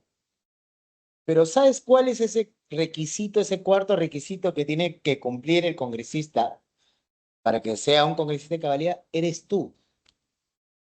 Tú eres el cuarto congresista. Si tú quieres que tu congresista tenga consigo secundaria completa o universidad, infórmate, pues. Tú quieres que tu congresista no tenga antecedentes penales, policiales, busca, pues. Tú eliges, ¿de acuerdo? Sino que acá en el Perú estamos mal acostumbrados a votar al chongo, ¿de acuerdo? ¿Qué quiere decir? Porque un idiota hizo una estupidez en TikTok, ah, ya, yo voto por él. Y mira lo que está haciendo ahorita en el Congreso. ¿Entiendes? Ya, entonces, más ojo en ese sentido. ¿De acuerdo? Tú eres el cuarto requisito. Tú y tu voto. Tú eliges si lo consideras capaz o incapaz. ¿De acuerdo? Y como te digo, representan a la nación. Estas 130 personas que están en el Congreso, no voy a usar epítetos, estos 130 personas que están en el Congreso son el fiel reflejo de la población. Es lo que somos los peruanos. Dirá, profe, yo no soy así. Lo eres, papi, porque estos no han caído del cielo. Esto los ha elegido la población y son su fiel reflejo. Son elegidos por un mandato de 5 años y ya no hay la reelección, en este caso, inmediata. Antes podía, en este caso, reelegirse constantemente. Tanto así que hay congresistas que han estado 20, 30 años, obviamente, en la función legislativa. Esto en la última reforma constitucional del año 2018 se fue. Entonces está prohibido el tema de la reelección, aunque ahorita para la bicameralidad posiblemente vuelva. No están sujetos a mandato imperativo ni interpelación. ¿Qué quiere decir que no están mandato? O sea, no reciben órdenes de nadie. ¿De acuerdo? Ellos actúan por voluntad propia. ¿De acuerdo? De acuerdo al poder que el pueblo les ha conferido. Y no tienen qué cosa ni interpelación. En otras palabras, no le rinden cuenta a nadie. ¿Ya? O sea, no reciben orden de nadie y no le rinden cuenta a nadie, ¿no? ¿De acuerdo? Ahora, antiguamente, bueno, antes del 2018, había el tema de qué cosa, de la famosa inmunidad parlamentaria, que era en este caso que un congresista que se había cometido delito dentro de su función, no se le podía investigar, obviamente, ni juzgar durante el ejercicio de sus funciones. Tenía que, obviamente, acabarse su mandato y después de un mes recién tenía que iniciar el proceso. Esa era la famosa inmunidad que muchos le llamaban impunidad. Pero ¿qué pasa? En la última actualización, ¿no? En el último referéndum se decidió anular eso. Aunque, como te digo, ahorita hay la posibilidad de que vuelva este tema de la inmunidad. Entonces, ¿qué pasa? Cuando se retira la inmunidad, ahora los congresistas pueden ser juzgados. Durante el ejercicio de su mandato, los únicos que lo pueden juzgar son los miembros de la Corte Suprema. ¿De acuerdo? ¿Sí? Ahora, si antes de asumir el mandato, obviamente han cometido un delito, obviamente lo que diga el juez penal en la Corte Superior, el juez especializado en lo ordinario, sentencia, inmediatamente esa sentencia aplica, o sea, se lo tiene que retirar. Ya, en cambio, si es durante la función el que lo juzga y lo sanciona, obviamente es el tema de quién, es el tema de la Corte Suprema. Ahora, las características del congresista, su cargo es irrenunciable. No puede, ¿qué cosa? Renunciar. No, no puedes renunciar. Y por último, tenemos que es incompatible con el ejercicio de otra función política, salvo la de ¿qué? Ministro de Estado. ¿De acuerdo? Salvo la de ministro ¿qué? De Estado. ¿De acuerdo? Ahora, la única manera de vacar a un congresista, ¿cómo es? Cuando se muera, que quede en este caso postrado por incapacidad física o mental, o cuando el Pleno lo inhabilite, o en este caso, ¿qué cosa? Le dé el famoso desafuero, ¿no? El famoso desafuero, que es retirarlo del Congreso. Atribuciones del Congreso, ¿cuáles son? ¿Cuáles son las atribuciones del Congreso? Primera atribución, dar leyes y resoluciones legislativas, interpretar, modificar, analizar, derogar normas existentes, ¿no? Entonces, ¿qué pasa? Dentro de lo que es, dentro de lo que es la ciencia política, se dice lo siguiente, que lastimosamente la tecnología avanza tan rápido, pero las leyes avanzan a paso de tortuga, ¿de acuerdo? Avanzan a paso de tortuga. O sea, no se adecuan a estos tiempos. Entonces todavía tenemos, digamos así, leyes de la época de la carreta, ¿de acuerdo? Que obviamente debe ser función de los congresistas, obviamente empezar a revisar todas estas leyes. Pero bueno, tú lo has elegido, ya sabes cómo es. Ahora, vela por respeto a la Constitución y las leyes y dispone lo conveniente para hacer efectivo la responsabilidad de los infractores. Aprueba los tratados de acuerdo a la conformidad de la Constitución y el que firma es el Ejecutivo. Aprueba el presupuesto y la cuenta general de la República propuesta por el Ejecutivo. Autoriza empréstitos conforme a la Constitución los préstamos. Ejerce el derecho a amnistía. ¿Es lo mismo amnistía que indulto? ¿Es lo mismo amnistía que indulto? ¿Sí o no? ¿Es lo mismo amnistía que indulto o no? Confirmen. No. No, No. no es lo mismo. No es lo mismo. ¿De acuerdo? No es en este caso que no es lo mismo. ¿Por qué no es lo mismo? En el caso del indulto es la potestad del presidente, en el cual te deja libre, pero tus antecedentes siguen figurando. En cambio, la amnistía la otorga el Congreso, pero ¿qué pasa? Cuando te dejan libre, te otorga la amnistía, se borra todos tus delitos, todos tus antecedentes. Esa es la diferencia. ¿De acuerdo? ¿Qué quiere decir? Fujimori, se le dio el indulto, el pata estaba libre, ¿sí? Pero todavía seguía figurando en sus antecedentes todos los delitos que había cometido. En cambio, la amnistía, o sea, el Congreso le pudo haber dado la amnistía a él y a otros más, quedaban libres, pero ¿qué pasaba? Se le borraba todo, ¿no? Se le borraba en este caso todo. ¿Qué más? Aprueba la demarcación territorial propuesta por el Ejecutivo, presta consentimiento de ingresos a tropas extranjeras en el territorio de la República. Hace tiempo, obviamente, hubo un escandalete, ¿de acuerdo? Que en este caso, lastimosamente, vamos a decirlo así, vamos a usar nombres propios. Perú Libre. Obviamente, pues, estos que pretenden cambiar la Constitución, y lo peor que nunca la han leído, obviamente comenzó a hacer pataleta porque obviamente fuerzas extranjeras venían a hacer prácticas en territorio peruano, que decían que era una violación a nuestra soberanía, bla, bla, bla, bla, bla. Pero la Constitución lo permite. Y obviamente la Comisión Permanente y el Pleno da consigo qué cosa la autorización esto. Obviamente esas tropas pueden hacer todos los ejercicios, pero si cometen un delito dentro de acá, se someten a la ley de acá, no de su país, porque eso sí sería una vulneración a qué cosa, a la soberanía. ¿De acuerdo? Autoriza al presidente a salir de la República, al presidente de la República a salir del país, ¿no? ¿De acuerdo? Y ahorita en este caso los cuestionamientos, ¿no? Que también se aprobó una ley que es la del mandato remoto. ¿Cómo es la del mandato remoto? O sea, el presidente, en este caso, como no hay vicepresidentes, ¿no? Entonces tiene que haber una función representativa fuera del país. Entonces, ¿qué pasa? Estos aprobaron que el mandato remoto, o sea, que se conecte por internet, por Zoom y empiece a qué cosa, a chambear, ¿no?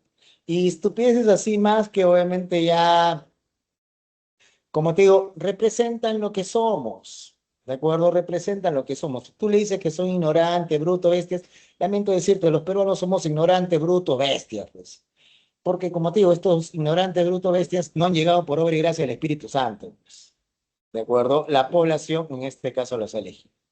Vamos a ver en este caso su estructura. Empecemos a hablar con el Pleno. El Pleno son los 130 ¿qué? Congresistas.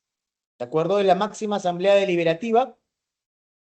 Y ahí se debaten, pues, y votan todos los asuntos, obviamente, importantes, que está dentro de la Constitución y obviamente dentro de la ley y lo reglamentario.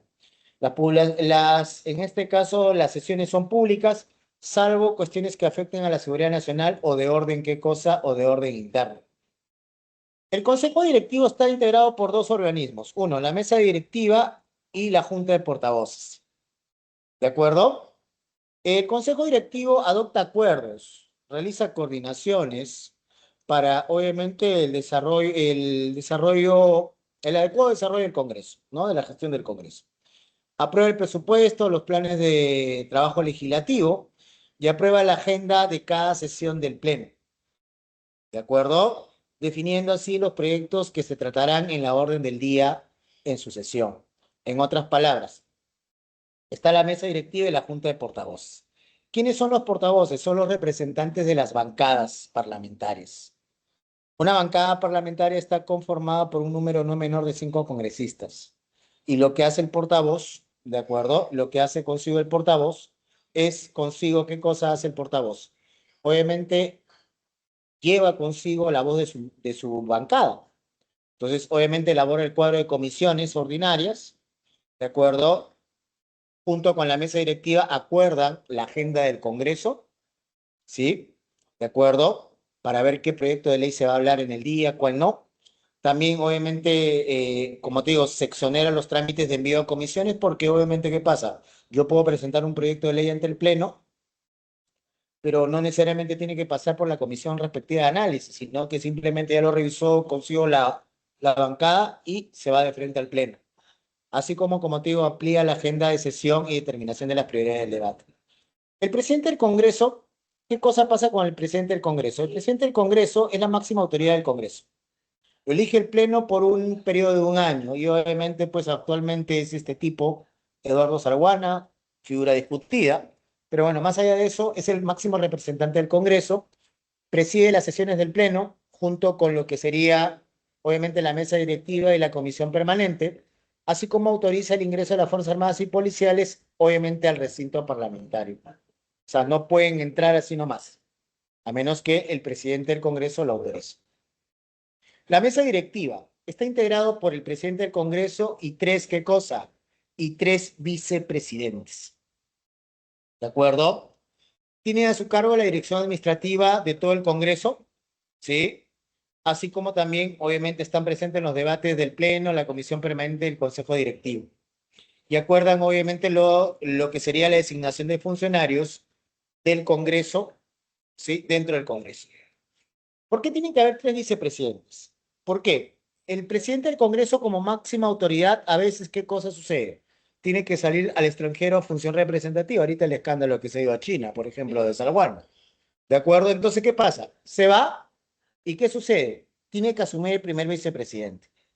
El primer vicepresidente, ¿qué es lo que pasa? A veces está, no está. ¿No? Puede estar en una función representativa dentro de su región. Entonces, asume el segundo vicepresidente. El segundo vicepresidente puede estar enfermo. ¿De acuerdo? Puede estar enfermo. Entonces asume el tercer vicepresidente. La idea que en la mesa directiva siempre tiene que haber alguien. ¿Qué cosa tiene que estar esa persona? Tiene que estar moderando el debate, invitando a los congresistas a otorgar la palabra, retiro de la palabra, ¿no? Poniendo orden dentro del pleno. Esa es la función de la mesa directiva. Las comisiones parlamentarias son grupos especializados de análisis, seguimiento y fiscalización, no solamente órganos estatales, sino también de las leyes. Hay comisiones ordinarias como educación, presupuesto, de investigación cuando un funcionario, por ejemplo, o alguna institución ha habido un acto doloso, y las especiales que puede ser la comisión de qué, de protocolo cuando se limita al presidente para, obviamente, el tema de qué, el tema del mensaje a la nación, ¿no? Esas son las, en este caso, las comisiones especiales. ¿Preguntas, dudas, curiosidades hasta ahí, chicos? ¿Alguna pregunta, alguna duda, alguna curiosidad?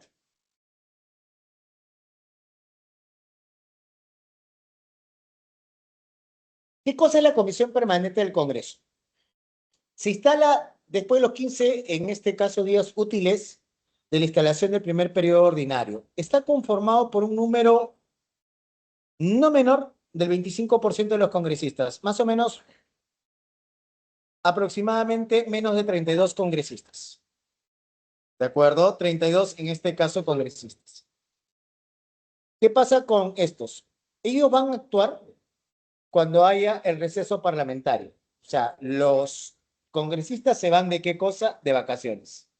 ¿Sí? Entonces, ellos, ¿qué cosa? Siguen trabajando. Y trabajan como una mesa de partes.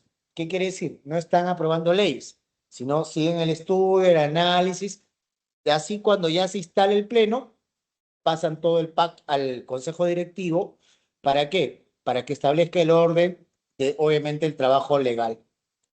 En el caso del interregno, ¿qué cosa pasa con el interregno? El interregno se le conoce este periodo en el cual, por cierre del Congreso, ¿de acuerdo? Previo, ¿qué cosa? Previo, de acuerdo a la ley, ¿sí? A lo que dice la Constitución, previa denegación del voto de confianza a dos gabinetes, el presidente está en toda la potestad de cerrar el Congreso. ¿De acuerdo? Entonces, ¿qué sucede? En ese interregno entre que se elige al nuevo Congreso, ahí entra a chambear la comisión permanente. ¿De acuerdo? Obviamente, lo que hace, como te digo, sigue siendo mesa de partes, sigue analizando los decretos de urgencia, que son los únicos decretos que puede, en este caso, mandar el presidente durante este periodo, ¿sí? Y, como te digo, ya cuando se instale el nuevo Congreso, igualito, manda todo su informe, todo su pack de proyectos, así como todo el análisis que ha hecho, obviamente, el presidente durante la emisión de estos decretos ¿de qué? Decretos de urgencia. ¿De acuerdo? ¿Estamos claros hasta ahí o no? ¿Sí? ¿Alguna pregunta, alguna duda?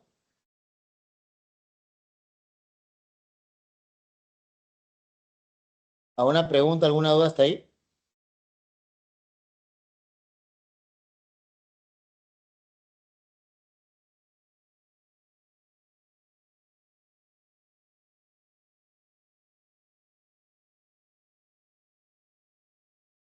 ¿Preguntas, dudas? ¿Ninguna? Bueno, gracias, Xiomara.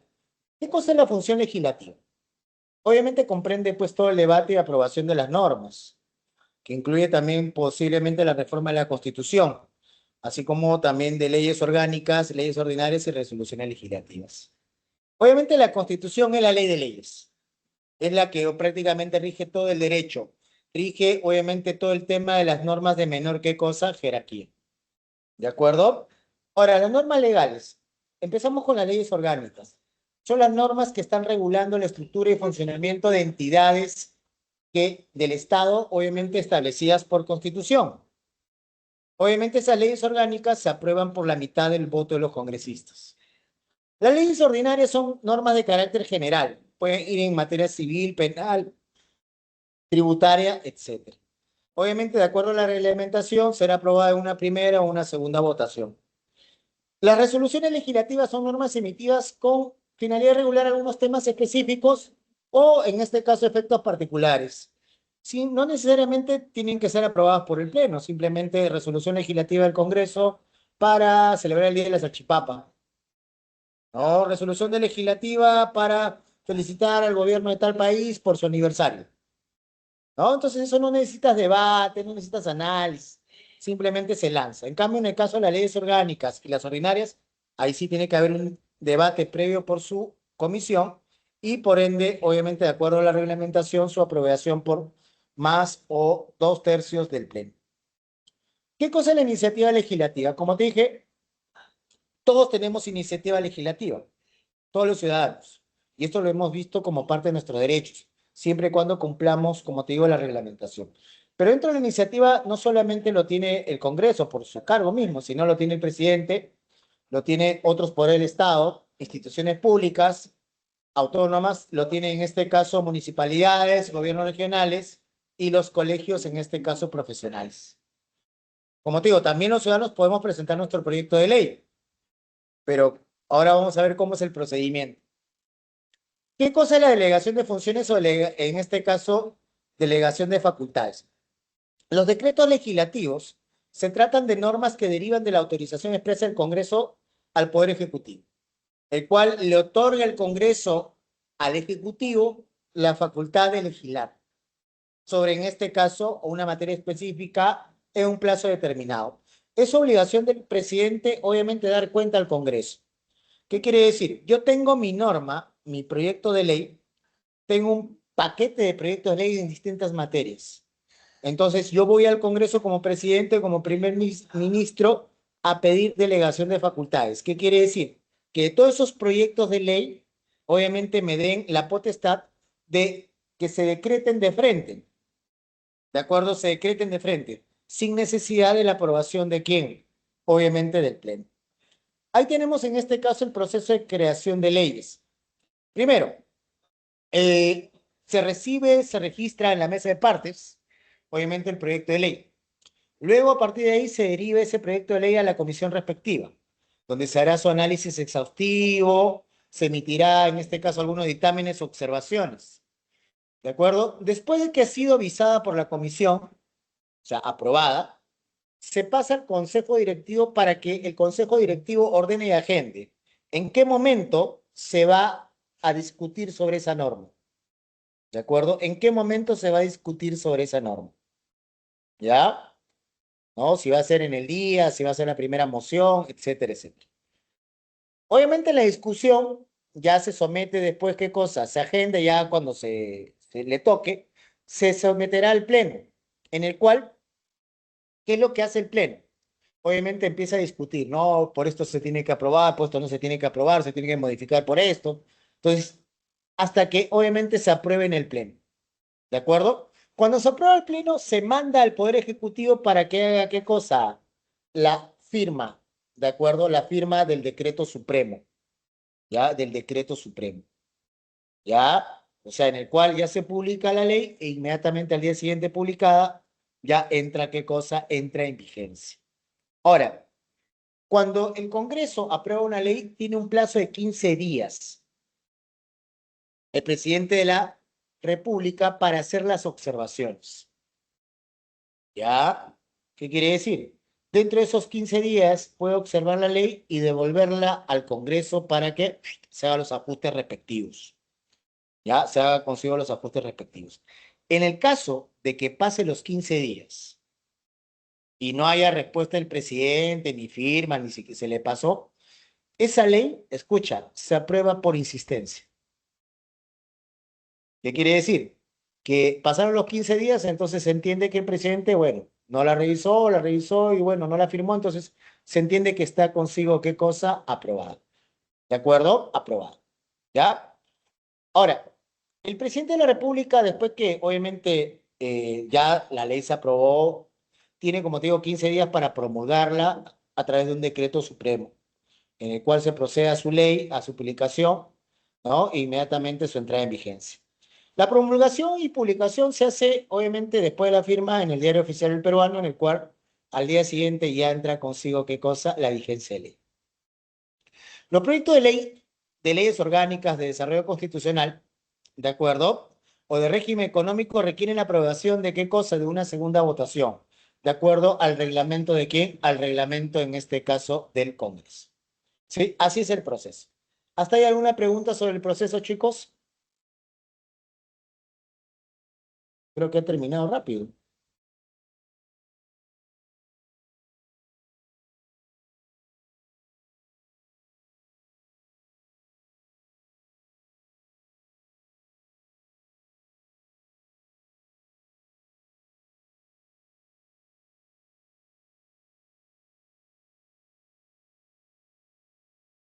¿Alguna pregunta, alguna duda respecto a esto, chicos? A todo el proceso de aprobación de leyes. ¿Alguna pregunta sobre sus congresistas estrellas?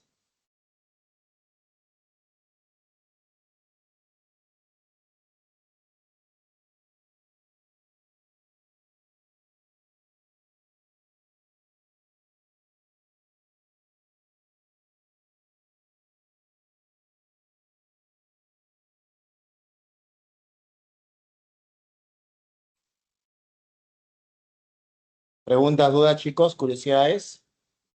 Confirma, gracias, Fabri. ¿Alguien más?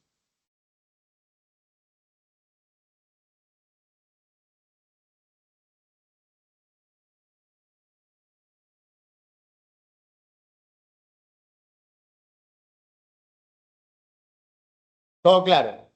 Muy bien. Vamos a poner un videito para ver qué cosas del Poder Legislativo y continuamos con las claves.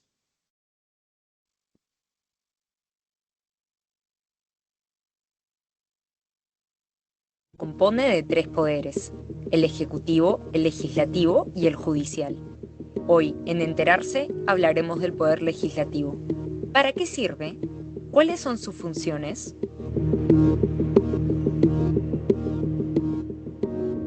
El poder legislativo, como su nombre lo sugiere, tiene la función de legislar, es decir, propone, debate y aprueba gran parte de las leyes que conformarán el sistema normativo de nuestro país.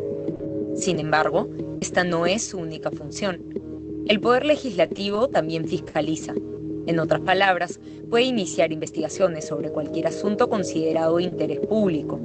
Esto también incluye ejercer control político sobre autoridades estatales. Por ejemplo, dar la confianza al Consejo de Ministros o investigar funcionarios cuando han actuado incorrectamente en el ejercicio de sus funciones. Finalmente, también tiene ciertas funciones especiales como designar al Contralor General, elegir al Defensor del Pueblo o escoger a los miembros del Tribunal Constitucional. Para lograr estas funciones, el Poder Legislativo está compuesto de una sola Cámara, el Congreso, con 130 representantes que llamamos congresistas. Veamos un poco sobre cada uno de ellos. Los congresistas representan a la nación y no están sujetos a mandato imperativo, es decir, el poder del escaño es suyo y no responden a órdenes de nadie. El cargo es irrenunciable y a tiempo completo. Por otro lado, el Congreso, a pesar de tener una sola Cámara, está compuesto por distintos órganos que cumplen determinadas funciones. Primero tenemos al Pleno del Congreso. El Pleno es la máxima asamblea deliberativa. Está integrado por todos los congresistas elegidos en un determinado periodo. Ahí se debatirán y votarán los proyectos de ley y demás asuntos que se incluyan en la agenda legislativa. Iniciativa legislativa.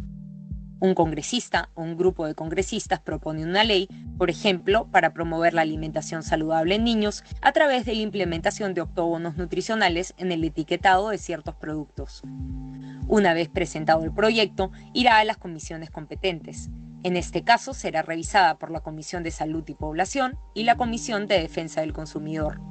Cada una de estas comisiones realizará un dictamen, favorable o desfavorable, que publicarán en el portal del Congreso o en el diario El Peruano, con al menos 7 días de anticipación para su debate en el Pleno. Tras ser debatida, esta podría tener observaciones que la harían regresar a las comisiones mencionadas o habrá una doble votación para determinar si será aprobada o no con los votos de más de la mitad del número legal de congresistas. Si los votos son favorables, la ley será enviada al presidente de la República para que la promulgue dentro de los 15 días de recibida, siempre y cuando no haya observaciones. Si el presidente no se pronuncia en este plazo, el presidente del Congreso podrá promulgar la ley y que ésta entre en vigencia. Ahora, en el ámbito de control político, existen diferentes procedimientos como la interpelación de ministros, la acusación constitucional, la vacancia del presidente de la República o el levantamiento de la inmunidad de altos funcionarios del Estado para que puedan ser investigados y procesados. En otro video hablaremos un poco sobre cada uno de estos procesos. Como podemos ver, el Poder Legislativo tiene dos principales funciones: legislar y ejercer control político para asegurarse que las autoridades estén cumpliendo debidamente con su labor. Conoce más sobre el Estado peruano y los demás poderes en nuestro playlist El Estado Peruano. Muy bien, chicos, ¿está todo claro? ¿Sí? ¿Todo está claro? ¿Alguna pregunta, Sí, alguna profe. duda, alguna curiosidad? Pues ahí hemos visto entonces en resumen, obviamente, lo que debería, bueno, lo que se hace en el Congreso y lo que deberíamos en este caso nosotros conocer, obviamente, de esta institución que, como los otros poderes, son importantes y que obviamente, como te digo, mantienen el equilibrio y obviamente tienen que mantener la separación de poderes, ¿no? Entonces, ya sabes cómo se debe comportar un congresista, ¿no? Ya sabes cuál es su función, ¿no? Y para el 2026 deja de estar en este caso fumándote esas cosas de que sí, hay que poner un cuarto o quinto requisito para el congresista. Tú eres el cuarto, quinto, décimo, milésimo requisito del congresista, que es obviamente tu voto el que elige obviamente ese representante. O sea, imagínate el poder que le estás entregando a esa persona, ¿no? En este caso va a ser a tu diputado o va a ser en este caso a tu senador para la siguiente, en este caso, periodo de gestión, en este caso parlamentaria, ¿de acuerdo? De gestión parlamentaria. Preguntas, dudas, curiosidades, chicos, hablen, caen para siempre, que me quedan 5 minutos. Preguntas, dudas, curiosidades, hablen. O callen para siempre. Hablen, hablen, hablen. Ninguna duda, ninguna pregunta, ninguna curiosidad.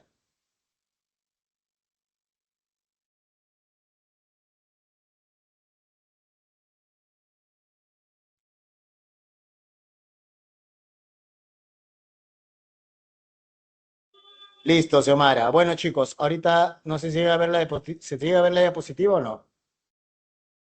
Firmen, ¿se llega a ver la diapositiva? ¿Sí? Ya. Vamos a pasar entonces a las claves de frente, ¿ya? ¿De acuerdo? Vamos en este caso a las claves. ASD. A ver. En la 1 dice que la A, que dice, a ver, el Poder Legislativo en su estructura primordial del Estado, teniendo no solo funcionarios. No, ellos no tienen la facultad de iniciativa legislativa, la tienen el presidente y otras instituciones, inclusive los ciudadanos. ¿Dirige la política exterior y las relaciones internacionales? No, no, eso lo hace el presidente. Más bien, obviamente, aprueba los tratados propuestos, en este caso por el presidente, y a partir del que sella todo eso, lo hace, obviamente, ejecutivo.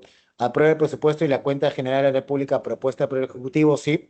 Está, bueno, ahorita no, pero para el próximo mandato sí. El presidente de un organismo supervisor de la inversión privada sostiene ante una comisión del Congreso de la República que los legisladores deberían acatar instrucciones en materia de poder ejecutivo. ¿De acuerdo a nuestro ordenamiento jurídico es correcto lo expresado por un funcionario público? No. ¿De acuerdo? No. Ya que obviamente los congresistas son totalmente autónomos, ¿no? En su toma de qué cosa, en su toma de decisiones. ¿De acuerdo? En su toma, en este caso, de decisiones. ¿De acuerdo? Un ratito.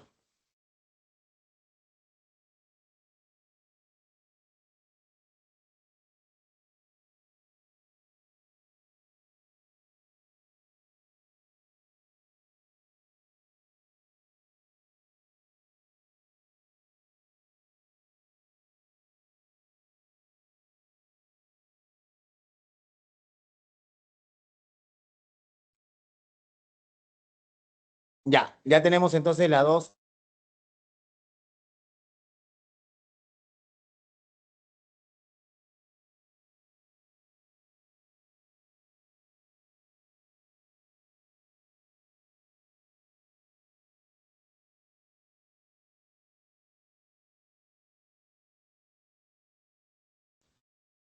En la 3, opera durante el interregno parlamentario la comisión permanente. Dirige el curso de los debates y las votaciones, la mesa directiva. Aprueba o rechaza una ley, el pleno. Y la presidencia es el que supervisa la administración del legislativo, ¿no? Junto con, obviamente, la mesa directiva. Entonces, ¿cuál sería ahí la clave? 1 sería consigo C, ¿no? 1C. 2, en este caso, la comisión D. ¿Sí? ¿No hay clave, me parece, o sí? La mesa directiva, ya. No, sorry. Acá es, en este caso, 4C. 4C, sorry. El presidente es el que dirige los debates. Sorry, me confundí. Más bien la administración lo hace la mesa directiva. Entonces sería 1A, 2D, 3B y 4C. Hijo, me puedo equivocar. Si tu padre lo hizo, ¿por qué yo no? ¿De acuerdo? Muy bien. Entonces la 3 es C. ¿De acuerdo? 4. El Consejo Directivo tiene una composición plural, dado que está conformado por los representantes de los grupos parlamentarios, denominados directivos, portavoces y los miembros de la mesa directiva. Referente a este órgano, ¿es la máxima asamblea deliberativa? No. ¿Aprueba el presupuesto y cuenta de la General de la República? No. ¿Ejerce funciones tras la elección? No. ¿Estudia y dictamina los proyectos de ley? ¿Cuál sería la clave? Bueno, la D. Así de simple. Solo la 2. Apruebe pues el presupuesto. Ya, listo. Bueno, chicos, ya no les quito más tiempo, me tengo que retirar. Cuídense, nos vemos. Chao. Ahí les dejo las claves. Bye. Chao, por cuídense. Listo, chao, pa.